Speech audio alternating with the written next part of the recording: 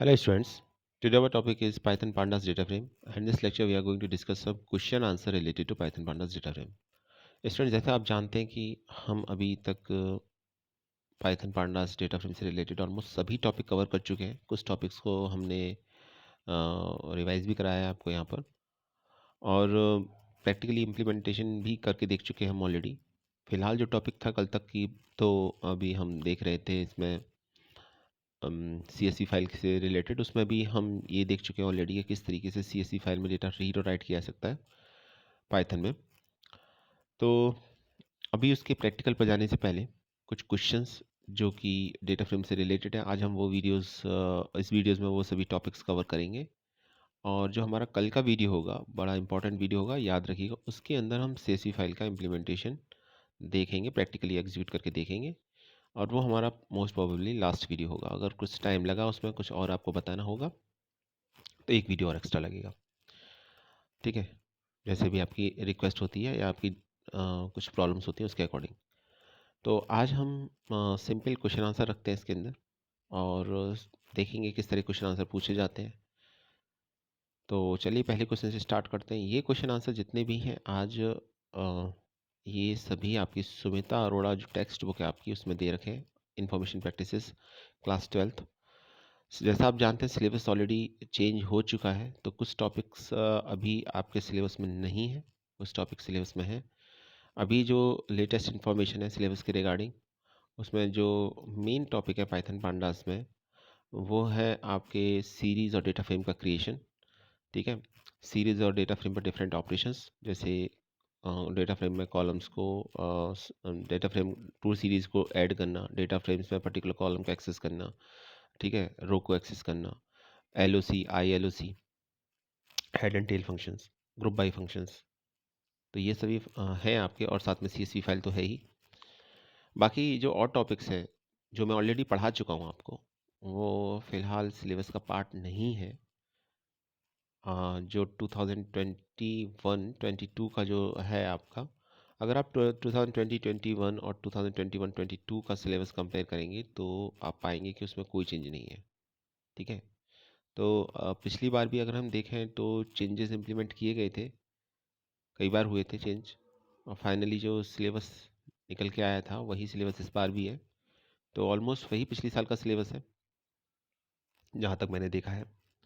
लेकिन इसके साथ आप एक दो बात याद रखिएगा, कुछ आपको एक्स्ट्रा टॉपिक्स पढ़ने ही पड़ेंगे, और वो एक्स्ट्रा टॉपिक्स सिलेबस में है नहीं है वो एक अलग बात है, लेकिन ये कॉन्सेप्ट को आपको अच्छी तरीके से समझने में हेल्प करते हैं।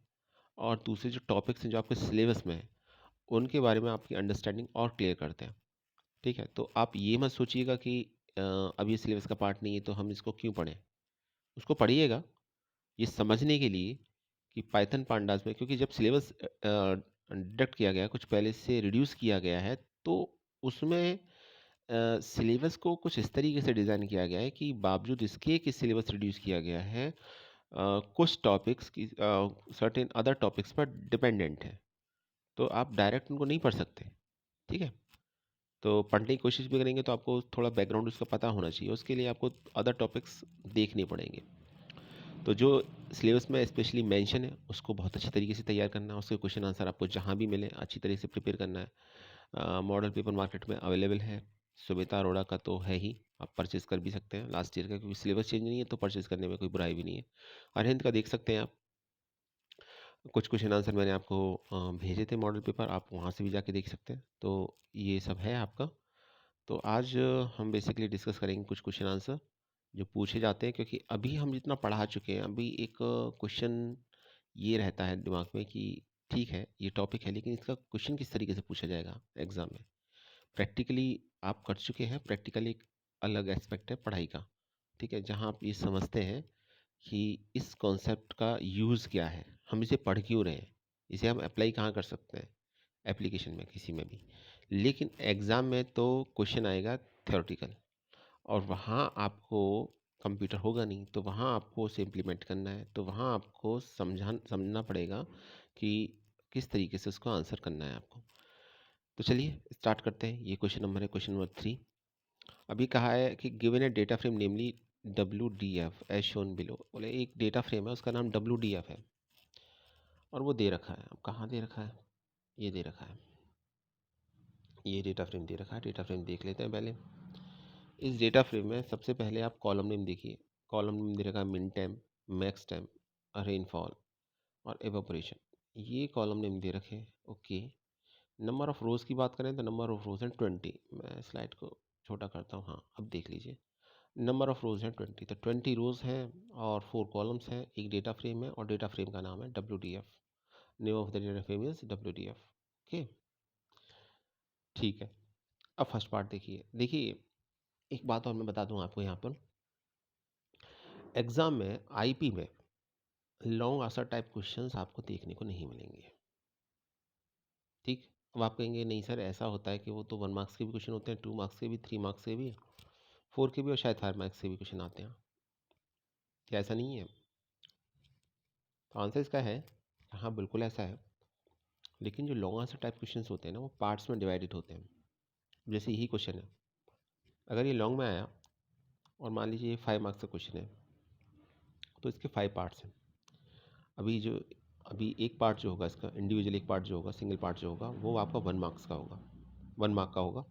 ठीक है, तो ओवरऑल ये 5 मार्क्स का क्वेश्चन बन जाएगा आपका। तो इस तरीके से आता है। अब इसमें यह है कि आप इंडिविजुअल 5 के आंसर अगर देते हो 5 पार्ट्स के, तो आपको 5 मार्क्स मिलेंगे, अदरवाइज आपको नहीं मिलेंगे। तो ऐसा नहीं है कि आपको सिर्फ एक सिंगल क्वेश्चन पूछा गया है, आपको कुछ उसे डिटेल में डिस्क्राइब करना है, उस तरह के क्वेश्चंस नहीं आते आईपी में। आईपी में शॉर्ट आंसर टाइप क्वेश्चंस ज़्यादा आते हैं, चाहे वो मल्टीपल चॉइस क्वेश्चंस की हो या 1 मार्क क्वेश्चन या 2 मार्क्स क्वेश्चन की बात हो। और अगर उससे ज़्यादा आता भी है, 2 मार्क्स क्वेश्चन से ज़्यादा, तो उसके पार्ट्स ऑलरेडी होते हैं, तो आपको पार्ट्स के अकॉर्डिंग आंसर करना होता। तो टेक्निकली अगर हम कहें तो देखने को आपको 4 या 5 मार्क्स का क्वेश्चन मिलेगा, लेकिन वो होता नहीं है। ठीक है, जैसे ये क्वेश्चन अगर 5 मार्क्स का है, तो इसके 5 डिफरेंट पार्ट्स हैं। ये अलग बात है कि ये सभी एक डेटा फ्रेम WDF पर डिपेंडेंट है, उसी से रिलेटेड क्वेश्चन पूछे गए हैं। लेकिन आपको जितने भी इसके पार्ट्स हैं, सबको इंडिविजुअली आपको सबको आंसर करना है, उसके अकॉर्डिंग ही आपको मार्क्स मिलेंगे। तो ऐसा नहीं है कि कॉपी भरने से या बहुत ज़्यादा लिखने से, कंटेंट लिखने से, डिस्क्राइब करने से मार्क्स मिलेंगे। वो इसके अंदर होता नहीं है। तो मान लीजिए ये क्वेश्चन 5 मार्क्स है, तो 5 पार्ट्स हैं इसके। तो आपको कैसे करना है आंसर, वो भी मैं बताऊँगा आपको। पहला पार्ट रीड करते हैं इसका। Write command to compute sum of every column of the data frame. मतलब कि ये जो डेटा फ्रेम है ना, इसको आपको कमांड लिखनी है, और कमांड में क्या करना है, आपको सम कंप्यूट करना है, कैलकुलेट करना है सम। और किसका सम कैलकुलेट करना है? इस डेटा फ्रेम के जितने भी कॉलम्स हैं। कॉलम्स कितने हैं? ऑलरेडी 4 कॉलम्स हैं। एक है मिन टेम्प, मैक्स टेम्प, रेनफॉल और एवोपरेशन। तो ये 4 कॉलम्स है। इसका मतलब ये हमसे ये चाह रहा है कि हम मिन टेम्प का जो टोटल है वो निकालें, मैक्स टेम्प का टोटल है वो निकालें, रेनफॉल का टोटल है वो निकालें, और एवोपरेशन का टोटल है वो निकालें। ठीक है, और ऑब्वियसली ये फंक्शन की हेल्प से इम्प्लीमेंट होगा। तो कैसे होगा देखते हैं। आपको लिखना पड़ेगा WDF। क्यों? क्योंकि यह है डेटा फ्रेम का नेम। पर्टिकुलर हमें किसी कॉलम पर निकालना नहीं है, तो हमें मेंशन करने की ज़रूरत नहीं। डॉट लिखना है, और सम निकालने के लिए आपको सम फंक्शन का यूज़ करना पड़ेगा। सम फंक्शन लिख दीजिए, सभी कॉलम्स का सम निकल जाएगा डेटा फ्रेम में। और सिर्फ इतना लिखने पर आपको 1 मार्क मिल जाएगा आपको। देखिए, मैं वही चीज़ कह रहा था कि इसमें बहुत ज़्यादा डिस्क्राइब करने की ज़रूरत नहीं है, बहुत ज़्यादा डिटेल में आंसर लिखने की ज़रूरत नहीं होती। आप ये सोचेंगे 5 मार्क्स का क्वेश्चन है, और देखिए ये सॉल्यूशन है इसका, और आप एग्जाम को में आपको सिर्फ इतना ही लिख के आना है। That is more than sufficient. अगर ये सही है तो पूरे मार्क्स मिलेंगे, गलत है तो फिर मार्क्स कट जाएंगे उसी के अकॉर्डिंग। तो आपको लिखना यही है। तो मैं बता ही रहा था आपको कि आईपी का पेपर ऐसा नहीं होता। आप देखिए क्वेश्चन का साइज़ देखिए ज़रा। ये देखा क्वेश्चन का साइज़, ये क्वेश्चन है और ये क्वेश्चन है, और ज़रा आंसर देखिए। सिर्फ इतना आंसर है इसका। ठीक है, तो जो पूछा गया है वो लिखिए। और इसमें कंटेंट मैटर करता है कि जो पूछा गया वो आपने सही लिखा है नहीं लिखा। तो वो नहीं है जो और सब्जेक्ट्स में होता है कि आप उससे रिलेटेड कुछ चीज़ें लिखें या डिस्क्राइब करें। तो वो कॉन्सेप्ट इसके अंदर है नहीं, क्योंकि उस तरह क्वेश्चन आते भी नहीं है। और अगर लॉन्ग आंसर टाइप क्वेश्चन आते हैं, तो जैसे मैं बता चुका हूँ, ऑलरेडी पार्ट्स में डिवाइड होते हैं। तो ये ध्यान रखिएगा। ठीक है, तो बात आ रही थी कि डेटा फ्रेम जो WDF है, उसके सभी कॉलम्स का सम करना है। तो चूंकि सभी कॉलम्स का सम करना है, तो कॉलम्स को मेंशन करने की ज़रूरत नहीं है। अगर हम data frame dot sum function लिखेंगे, तो सभी कॉलम्स का जो इंडिविजुअल सम होगा वो कैलकुलेट होके आ जाएगा, स्क्रीन पर शो होगा। तो हमको लिखना है WDF dot sum. Function implement हो गया। आगे क्वेश्चन देखते हैं। ये था इसका फर्स्ट पार्ट। आगे क्वेश्चन सेकंड पार्ट है इसका, write command to compute mean of column rainfall. अब यहाँ पर दो बातें हैं। पहली बात तो ये कि हमको मीन निकालना है, और मीन सभी कॉलम का नहीं निकालना, मीन सिर्फ एक कॉलम का निकालना है, और उस कॉलम का नेम क्या है? उस कॉलम का नेम है रेनफॉल। हाईलाइट करके इसलिए दे रखा है कि आप सभी का मीन ना निकालें, जैसे आपने पिछली बार सभी का सम निकाल लिया था। तो फिर क्या करना पड़ेगा? अब यहाँ पर एक बात आपको समझनी होगी कि जब आप पर्टिकुलर किसी एक कॉलम पर ऑपरेशन परफॉर्म करते हैं तो WDF के साथ आपको उस कॉलम का नेम लिखना पड़ता है स्क्वायर ब्रैकेट के अंदर। ठीक है, तो आपने लिखा WDF और स्क्वायर ब्रैकेट के अंदर लिख दिया कॉलम का नेम है रेनफॉल, डॉट फंक्शन का नेम हम अच्छी तरह से जानते हैं, फंक्शन का नेम मीन है, तो हमने लिख दिया मीन। याद रखिएगा, अगर आप इसमें रेनफॉल नहीं लिखते, क्लियर है, अगर आप इसके अंदर रेनफॉल नहीं लिखते तो फिर जितने भी कॉलम है सभी का मीन या एवरेज कैलकुलेट हो जाता। क्लियर? ठीक है, पर चूंकि हमसे कहा गया है कि आपको सिर्फ रेनफॉल का निकालना है, तो हम यहाँ पर WDF रेनफॉल लिखेंगे। तो एक ये हो गया। आगे देखिए third part, write command to compute sum of every row of the data frame. अब इसको फर्स्ट से कंपेयर कीजिए ज़रा। तो फर्स्ट से जब हम कंपेयर करते हैं तो फर्स्ट में तो कहा गया था कि आप कॉलम का सम निकालिए, और थर्ड में कहा गया है कि आप रो का सम निकालिए। अब जो चीज़ कॉमन है दोनों में वो ये है कि एक तो डेटा फ्रेम का नेम सेम है, ठीक है, दोनों ही केसेस में डेटा फ्रेम WDF लगेगा। दूसरा जो सेम है वो है फंक्शन, दोनों में चूंकि सम निकालना है तो सम फंक्शन का यूज़ होगा। और जो अलग है वो ये है कि फर्स्ट पार्ट में हमने कॉलम का सम निकाला था, और सेकंड पार्ट में हम, और थर्ड पार्ट में जो निकालना है हमको रो का सम निकालना है। तो देखिए यहाँ पर एक कॉन्सेप्ट आता है, वो कॉन्सेप्ट आता है एक्सिस का। एक्सिस बाय डिफ़ॉल्ट जो होती है वो ज़ीरो होती है। ज़ीरो का मतलब है कि हम by default zero, axis zero के अलोंग ऑपरेशन परफॉर्म करते हैं। एक्सिस ज़ीरो का मतलब है कॉलम वाइज। ठीक है, इसलिए जब हमने सम निकाला था, फर्स्ट पार्ट का आंसर दिया था, तो हमने एक्सिस को मेंशन ही नहीं किया था, क्योंकि वो डिफ़ॉल्ट वैल्यूज़ होती है। बाय डिफ़ॉल्ट कॉलम का ही सम निकलेगा, रो का नहीं निकलेगा। लेकिन अगर आपको रो का सम निकालना है तो आपको करना सिर्फ इतना है कि आपको वहाँ पर access as a parameter value use करनी है, पैरामीटर यूज़ करना है, और उसकी वैल्यू आपको 1 देनी है, ज़ीरो नहीं देनी। देखते हैं कैसे। ये देखिए, आपने लिखा WDF डॉट सम, फर्स्ट को देखिए ज़रा, थर्ड को देखिए। फर्स्ट में x is equal to zero था, आप चाहें तो लिख भी सकते हैं फर्स्ट में, कोई प्रॉब्लम नहीं है, लेकिन चूंकि वो डिफ़ॉल्ट वैल्यू होती है तो लिखने और ना लिखने से कोई फ़र्क पड़ता नहीं है, क्योंकि वो डिफ़ॉल्ट होती तो कंसीडर तो उसे होना ही है। लेकिन थर्ड पार्ट में चूँकि हमको रो वाइज सम निकालना है, और रो वाइज का मतलब होता है एक्सिस अलोंग एक्सिस 1। ये याद रखिएगा, अच्छी तरीके से याद कर लीजिए। कॉलम वाइज का मतलब है एक्सिस 0, रो वाइज का मतलब है एक्सिस 1। तो ही एक्सिस होती है डेटा फ्रेम में, ये ध्यान रखिए। कभी कभी ये थ्योरी में ही पूछ लिया जाता है एक्सिस का कॉन्सेप्ट। ठीक है, तो अभी हमें रो का सम निकालना है, तो रो का सम के लिए हमको एक्स इज इक्वल टू 1 लिखना पड़ेगा। तो फर्स्ट में और थर्ड में फ़र्क सिर्फ इतना है कि फर्स्ट में कोई एक्सिस मेंशन नहीं की गई। अगर हम मेंशन करना चाहें तो हम पैरेंथेसिस साइन के अंदर एज ए पैरामीटर हम एक्सिस को यूज़ कर सकते हैं, और उसकी वैल्यू देंगे 0। थर्ड में चूंकि हमें रो वाइज सम निकालना है तो हम देंगे एक्स इज इक्वल टू 1। तो ये हो जाएगा थर्ड का आंसर। अब इससे एक बात बिल्कुल क्लियर हो जाती है, और वो ये है कि अगर आप कॉलम वाइज कोई ऑपरेशन परफॉर्म करते हैं तो एक्सिस 0 के अलोंग होगा, और अगर आप रो वाइज कोई ऑपरेशन परफॉर्म करते हैं, किसी फंक्शन को इम्प्लीमेंट करते हैं, तो एक्सिस 1 होगा उस केस में। ठीक है, फंक्शन कोई भी हो सकता है, इस केस में फंक्शन सम है। तो मुझे लगता है थर्ड तक तो आपको क्लियर हो गया होगा। ज़रा फोर्थ देखते हैं। फोर्थ पार्ट समझिए थोड़ा सा, write command to compute average of all the columns for last 10 rows only. अब यहाँ थोड़ा सा इसको और इसमें पहले से ज़्यादा और कॉम्प्लिकेशंस हो गई हैं, कॉम्प्लिकेट कर दिया गया क्वेश्चन को। तो क्या कहा गया इसमें, write command to compute average. तो एक तो हमको एवरेज निकालना है, किसका निकालना है? फॉर ऑल द कॉलम्स, सभी कॉलम्स का तो एवरेज निकालना है, पर जो निकलेगा उसमें लास्ट 10 रोज होनी चाहिए। ठीक है, तो एवरेज के लिए तो फंक्शन को मालूम है, डेटा फ्रेम का नेम भी हमको मालूम है, एवरेज का मतलब मीन है, तो उसका मीन फंक्शन इम्प्लीमेंट होगा, वो ठीक है। और कहा यह गया है कि आपको सभी कॉलम इन्वॉल्व होनी चाहिए, तो वो भी कोई प्रॉब्लम का बात नहीं है। तो हम क्या लिखेंगे,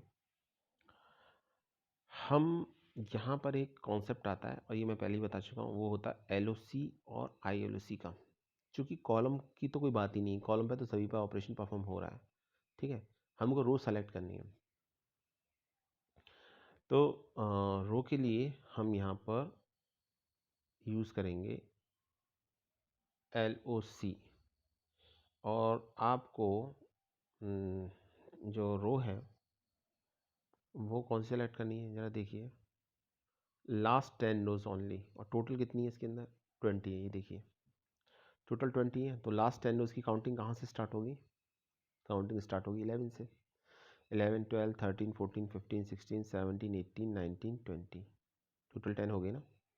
तो हम यहाँ पर क्या लिखेंगे? हम लिखेंगे WDF.LOC। LOC basically data select करने के लिए यूज़ होता है, LOC और ILOC। ये हम कॉन्सेप्ट ऑलरेडी आपको पढ़ा चुके हैं, आपको एक बार मैं रिवाइज करा देता हूँ। LOC में जब हम करते हैं तो LOC के थ्रू हम ये देखते हैं कि जो हमने इंडेक्स लेवल दिया है, ठीक है, उसके अकॉर्डिंग हम LOC यूज़ करते हैं। और अगर आपको इंटीजर बेस अगर यूज़ करना है तो आप ILOC यूज़ कीजिए। तो मैं यहाँ आपको एक मिनट, हाँ, तो हम यहाँ LOC यूज़ करेंगे यहाँ पर, क्योंकि हमने तो अलग से कोई नेम तो दिया नहीं इंडेक्स का, ये देखिए, ठीक है। तो हम ये नंबरिंग स्टार्ट यूज़ कर सकते हैं। तो हमने लिखा WDF.LOC। अब जो LOC के अंदर जो वैल्यूज़ दी जाती है वो फर्स्ट पार्ट जो होता है कॉमा से पहले वाला, वो होता है रो को इंडिकेट करने के लिए, और कॉमा के बाद जो होता है वो कॉलम को इंडिकेट करने के लिए होता है। तो कॉलम की तो उन्होंने ये कहा है कि भाई कॉलम का तो ऐसा है कि कॉलम तो सभी कॉलम सेलेक्ट हों, जो तो चूँकि कॉलम हमें पर्टिकुलर कोई कॉलम सेलेक्ट ही नहीं करना, तो कॉलम तो हमें मेंशन ही नहीं करना, इसलिए आप देखेंगे कॉमा लगाने के बाद छोड़ दिया, कुछ नहीं लिखा। इसका मतलब ये है कि all columns are selected in that case, सभी कॉलम सेलेक्ट हो जाएंगे उसमें, आपको कुछ नहीं करना है। बात आती है रो की। रो बोलिए लास्ट 10 रोज। तो काउंटिंग कहाँ से स्टार्ट होगी? काउंटिंग स्टार्ट होगी 11 से। टोटल कितनी है? 20। 11 कॉलन, यानी पहले तो आप कॉलन से पहले आप स्टार्ट वैल्यू देते हैं और कॉलन के बाद आप एंड वैल्यू देते हैं। ये देखिए ज़रा, तो ये स्टार्ट वैल्यू हो गई। एंड वैल्यू लिखने की ज़रूरत नहीं है, क्योंकि जो डिफ़ॉल्ट होता है वो लास्ट तक रहता ही रहता है। तो लास्ट तो 20 है, तो 20 तक जाएगा ही। और कॉमा लगाने के बाद कॉलम मेंशन करने की ज़रूरत नहीं है, क्योंकि ये ऑपरेशन आपको सभी कॉलम्स में इम्प्लीमेंट करना है। अच्छा, ऑपरेशन क्या करना है? मीन निकालना है। तो जब ये रो सेलेक्ट हो जाएंगी सभी कॉलम की, तो डॉट करके आप मीन लिख दीजिएगा, तो मीन निकल आएगा। एग्ज़ाम में एक बात याद रखिएगा कि LOC और ILOC का क्वेश्चन ज़रूर आएगा, ये बिल्कुल डेफिनेट है, इसमें कोई इफ एंड बट नहीं है। तो इसको समझ लीजिए ढंग से, ठीक है। तो हम LOC का यूज़ करते हैं रो को फिल्टर करने के लिए, LOC और ILOC। इंटीजर बेस के लिए, इंटीजर बेस इंडेक्स के लिए हम ILOC यूज़ करते हैं, अदरवाइज नहीं तो हम LOC यूज़ करते हैं। और LOC में भी स्क्वायर ब्रैकेट के अंदर जो वैल्यूज़ देते हैं, कॉमा से पहले रो मेंशन करते हैं, कॉमा के बाद कॉलम मेंशन करते हैं। अब जब रो मेंशन करेंगे तो स्टार्ट और एंड वैल्यू देंगे, स्टार्ट और एंड वैल्यू के बीच में कॉलन का साइन रहेगा। अगर आप स्टार्ट वैल्यू नहीं देते तो by default start value first value होती है, फर्स्ट रो होती है। और अगर आप ये आपका एंड वैल्यू नहीं देते तो by default and value last value होती है। ये कॉन्सेप्ट रो और कॉलम दोनों पे इम्प्लीमेंट होता है। इसलिए इस केस में अगर हम देखेंगे तो चूंकि हमसे ये कहा गया है कि लास्ट 10 रो सेलेक्ट कीजिए, इसलिए हमने लिखा है WDF.LOC 11 कॉलन, लास्ट वैल्यू हमने नहीं दी, इसका मतलब लास्ट रो तक सेलेक्ट हो जाएगा। कॉलम की जहाँ तक बात है, कॉलम के लिए उसने कुछ कहा ही नहीं है, कहा है कि सभी कॉलम सेलेक्ट होने चाहिए, तो हमें कॉलम मेंशन करने की ज़रूरत ही नहीं है। अब मीन निकालने के लिए बोला था, इसलिए लिखा गया WDF.LOC 11 कॉलन कॉमा और फिर स्क्वायर ब्रैकेट एंड करने के बाद डॉट मीन, इसको लिखा गया। लास्ट पार्ट बहुत इंपॉर्टेंट है और इंटरेस्टिंग भी है इसका, ठीक है। ज़रा देखते हैं। Write command to compute average of max time rainfall for first 10 rows. दो चीज़ें बदली हैं पिछली बार क्वेश्चन से, क्वेश्चन नंबर 4 से। बोला कि पिछली बार तो हमसे कहा गया था कि भाई लास्ट 10 रोज़ का निकालिए, लेकिन इसमें कहा गया फर्स्ट 10 रोज़ का निकालिए, तो रो की कंडीशन चेंज हो गई। पिछली बार हमने क्या लिखा था? 11 कॉलन 0। अब क्या कहा गया? फर्स्ट 10 रोज़, ठीक है। तो फर्स्ट 10 रोज़ कहा गया है, तो उसके अकॉर्डिंग हमें कंडीशन देनी है। दूसरा इसके अंदर ये है, हमसे कहा गया है कि इस समय जो आपको निकालना है, एवरेज निकालना है, एवरेज का मतलब मीन फंक्शन अप्लाई करना है, वो सिर्फ 2 कॉलम पर करना है, मैक्स टेम्प और रेनफॉल। जबकि पिछली बार क्या था? पिछली बार तो आपको कॉलम मेंशन नहीं किया था, तो सभी कॉलम पर वैल्यू अप्लाई हो रही थी। तो इस बार क्या करेंगे? इस बार हम करेंगे ये WDF.LOC पिछली बार की तरह ही रहेगा, उसमें कुछ चेंज नहीं होगा, ठीक है। फिर लिखा आपने स्टार्ट वैल्यू फर्स्ट 10 की बात कही तो आप स्टार्ट वैल्यू ना दें, ज़्यादा बेहतर है। स्टार्ट वैल्यू नहीं देंगे तो बाय डिफ़ॉल्ट वो ज़ीरो ही होगा। चाहो तो आप ज़ीरो लिख सकते हैं, यहाँ पे कोई दिक्कत नहीं है, ठीक है। और कहा गया है फर्स्ट, एक मिनट, हाँ, कहा गया फर्स्ट 10 रोज, ये देखिए फर्स्ट 10 रोज कहा गया है, तो यहाँ पर आपको 11 लिखना पड़ेगा, क्योंकि ये वैल्यू एक्सक्लूड होती है, नंबर में ये वैल्यू एक्सक्लूड होती है, तो आपको 10 ना लिख के 11 लिखना पड़ेगा, ठीक है।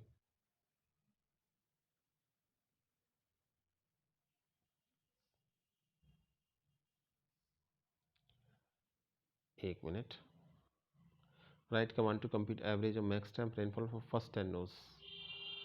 फर्स्ट 10 रोज लिखा गया है, तो यहाँ 11 नहीं लिखना पड़ेगा, यहाँ पर आपको 10 लिखना पड़ेगा। मैं बताता हूँ क्यों 10 लिखना पड़ेगा। काउंटिंग किससे स्टार्ट हो रही है? काउंटिंग स्टार्ट हो रही है 0 से, ठीक है। तो 0 1 2 3 4 5 6 7 8 9, 9 तक कितनी रो हो गई? 9 तक रो हो गई, टोटल 10। 10 लिखेंगे तो 10 तो एक्सक्लूड होगा, तो यहाँ 11 नहीं लिखना पड़ेगा, 10 लिखना पड़ेगा। थोड़ा सा करेक्शन है, कर लीजिएगा ये। कॉमा लगाने के बाद हमको कॉलम के नेम लिखने हैं। तो कॉलम के नेम कितने हैं? कॉलम के नेम हैं आपके, दो ही कॉलम पर ऑपरेशन परफॉर्म करना है, एक तो मैक्स टाइम पर और एक रेनफॉल पर। दोनों का कॉलम का नेम लिख देंगे हम यहाँ पर, ठीक है। और उसमें भी आप एक काम कीजिएगा, उसमें भी एक थोड़ा सा करेक्शन और है, यहाँ एक स्क्वायर ब्रैकेट लगा दीजिएगा, ज़्यादा सही रहेगा।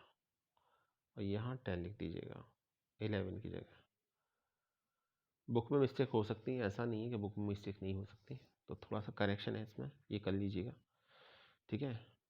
और मीन फंक्शन तो अपना एज इट इज़ काम करेगा ही करेगा। तो 11 की जगह 10 आएगा, और मैक्स टाइम और रेनफॉल स्क्वायर ब्रैकेट के अंदर आएगा। याद रखिएगा कि जब आप कॉलम सेलेक्ट करते हैं ना एक से ज़्यादा, तो वैल्यू जो होती है ना वो हमेशा स्क्वायर ब्रैकेट के अंदर दीजिएगा। तो कॉलम यहाँ पर दो थे, एक तो मैक्स टाइम था, एक रेनफॉल था, दोनों को हमने लिख दिया यहाँ पर, ठीक है। और 11 की जगह 10 क्यों आएगा? क्योंकि हमें फर्स्ट 10 रो सेलेक्ट करनी थी, तो 0 से काउंटिंग स्टार्ट होगी, 0 से लेकर 9 तक कितना हो गया? 10 वैल्यूज़ हो गई ऑलरेडी, ठीक है। और 10 तो एक्सक्लूड होता ही है, तो हम 10 लिखेंगे तो 10 की वैल्यू तो काउंट ही नहीं होगी। तो 11 लिखने पर आपको एक्चुअली में 11 वैल्यू कंसीडर हो जाएंगी, जबकि क्वेश्चन के अकॉर्डिंग आपको 10 वैल्यू फर्स्ट 10 रो सेलेक्ट करनी है, तो गलत हो जाएगा, तो ये ध्यान रखिएगा। मीन निकालना तो लास्ट में मीन।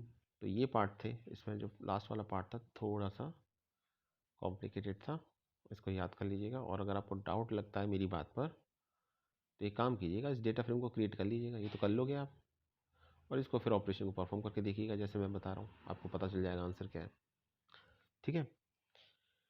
तो ये क्वेश्चन हो गया। तो इस क्वेश्चन में इसी तरह का एक क्वेश्चन आएगा आपको एग्जाम में, और वो आपको करना होगा, और आंसर बिल्कुल आपको ऐसे ही लिखना है। अब जैसे यही है, आपने इसमें थोड़ा सा भी कुछ गलत कर दिया तो फिर वो गलत ही माना जाएगा, मार्क्स मिलेगा नहीं उस पर, ठीक है। चलिए एक क्वेश्चन और देखते हैं, वेट ए सेकेंड। तो चलिए एक क्वेश्चन और देखते हैं, डेटा फ्रेम सेम ही है अभी भी। क्वेश्चन है, write command to print cumulative sum of column rainfall and evaporation in the data frame WDF। तो ये एक अलग से क्वेश्चन दे रखा है, पर ये जो अभी हमने क्वेश्चन देखा, क्वेश्चन नंबर 1, उसी के ऊपर बेस्ड है। Same column same data frame है WDF। तो पहले मैं आपको डेटा फ्रेम दिखा देता हूँ। डेटा फ्रेम ये है आपका, एक मिनट, ये डेटा फ्रेम है, ये है डेटा फ्रेम। तो इसमें रेनफॉल इवेपोरेशन आप देख सकते हैं, ये आपका 2 कॉलम्स है। इस डेटा फ्रेम का नेम है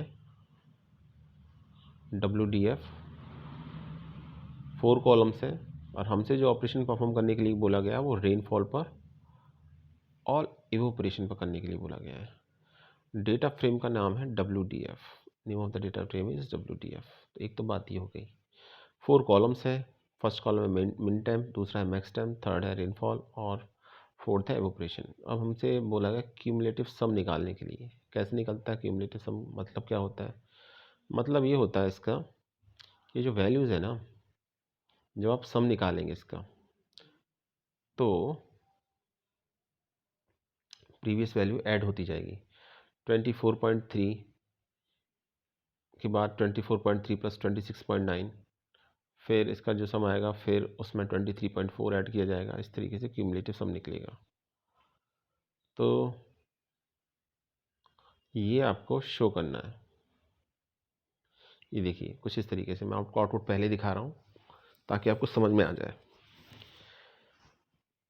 टोटल सम नहीं निकालना, क्यूमुलेटिव सम निकालना। तो फर्स्ट वैल्यू तो 24.3 में तो कुछ ऐड नहीं होगा, तो वो तो 24.43 रहेगी। नेक्स्ट वैल्यू कितनी आ रही है 51.2। तो ये 51.2 रेनफॉल में कैसे आ रही है, ये मैं दिखाता हूँ आपको। यहाँ 51.2 ऐसे आ रही है कि 24.3 में अब 26.9 जोड़िए, ऐड कीजिए, कितना आया 26.9 और 24.3 कितना हुआ बताइए। 51. एक मिनट 51.2 ये हुआ ना। तो ये यहाँ आ रहा है। अब जो थर्ड वैल्यू मिलेगी वो थर्ड वैल्यू कैसे मिलेगी, थर्ड वैल्यू मिलेगी, ये जो क्यूमुलेटिव सम सेकंड वैल्यू तक निकल के आया इसमें थर्ड वैल्यू ऐड होगी मेन डेटा फ्रेम की WDF की, तब आपका 74.6 आएगा। यानी 51.2 में हमको क्या ऐड करना पड़ेगा, ये देखिए 51.2 में हमको ऐड करना पड़ेगा 23.4, तो आपको नेक्स्ट वैल्यू मिलेगी। तो इसी तरीके से क्यूमुलेटिव सम ऐसे निकाला जाता है कि हम जो प्रीवियस रिजल्ट जो होता है एडिशन के बाद जो हमको मिलता है उसमें हम नेक्स्ट वैल्यू को ऐड करते जाते हैं। जैसे फर्स्ट वैल्यू थी 24.3, अगला जो सम आएगा वो आएगा 24.3 प्लस 26.9, अगला जो रिजल्ट आएगा वो आएगा 24.3 प्लस 26.9 प्लस 23.4, फिर उसमें आपका नेक्स्ट रिजल्ट आएगा तो आएगा 23.4 प्लस 26.9 प्लस 23.4 प्लस 15.5। इसका मतलब यहाँ पर ये है कि अगर मैं इस इंडेक्स नंबर की बात करूँ तो यहाँ पे जो रिजल्ट शो होगा ना तो 16.1 ना शो होके यहाँ तक की वैल्यूज़ का, सभी वैल्यूज़ का सम शो होगा। आई थिंक अब क्लियर हो गया होगा आपको, ठीक है। ऐसे ही अगर मैं इसकी वैल्यू की बात करूँ, इस लोकेशन पर क्या नंबर आएगा, तो इस नंबर पर जो वैल्यू आएगी वो ऊपर तक के जितने नंबर हैं उनका सम शो होगा।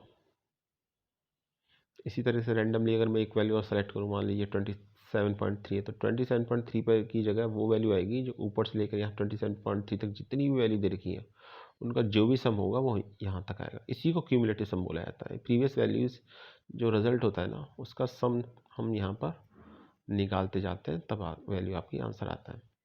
तो हमको ये ऑपरेशन रेनफॉल पर भी परफॉर्म करना है और ये ऑपरेशन हमको इवोपरेशन पर भी परफॉर्म करना है, दोनों पर हमको परफॉर्म करना है। कैसे करेंगे, तो एक बात तो क्लियर हो गई, क्यूमुलेटिव सम निकालना है। दूसरी बात WDF इसी डेटा फ्रेम पर निकालना है जिसका नेम है WDF, और इसके 2 कॉलम से परफॉर्म करना है, एक तो रेनफॉल पर और एक इवोपरेशन पर, ठीक है। तो देखिए ये हमको करना पड़ेगा, यहाँ ये देखिए हमको लिखना पड़ेगा WDF, ठीक है। एक मिनट मैं साइज बढ़ा कर देता हूँ, दिखाई देगा आपको आसानी से। WDF और हमको यहाँ पर कॉलम्स के नेम लिखने हैं। कितने कॉलम है, 2 कॉलम्स हैं। कौन कौन से, एक तो रेनफॉल है और एक एवोपरेशन है। देख लिखेंगे rainfall comma evaporation, square bracket के अंदर क्लोज कर दिया इसको क्योंकि एक से ज़्यादा कॉलम है, और ये ब्रैकेट WDF के लिए है, ठीक है। क्लियर। अच्छा अभी क्या करना है आपको, आपको निकालना है क्यूमुलेटिव सम। तो क्यूमुलेटिव सम के लिए फंक्शन होता है और उसका फंक्शन का नाम होता है CUM SCUM। ये फंक्शन कहाँ मिलेगा आपको, ये मिलेगा numpy में। तो इसके लिए आपको numpy लाइब्रेरी को इंपोर्ट करना पड़ेगा, ठीक है।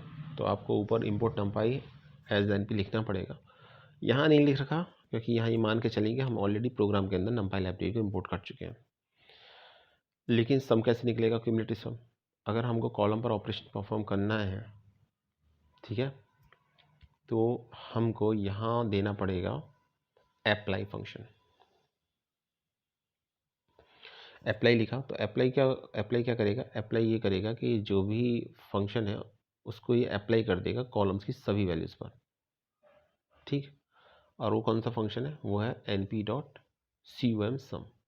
तो ऐसा करने से ये क्यूमुलेटिव सम निकल के आ जाएगा कॉलम रेनफॉल और एवोपरेशन का। और रेनफॉल और एवोपरेशन का क्यों निकल के आएगा? क्योंकि हमने यहाँ रेनफॉल और एवोपरेशन सेलेक्ट कर रखे हैं, 2 कॉलम हमने यहाँ सेलेक्ट कर रखे हैं, देखिए ये, ठीक है। तो ये था स्टूडेंट्स हमारा आज का वीडियो। कल के वीडियो में हम डिस्कस करेंगे क्वेश्चन आंसर CSV फाइल से related. Thanks for watching this video.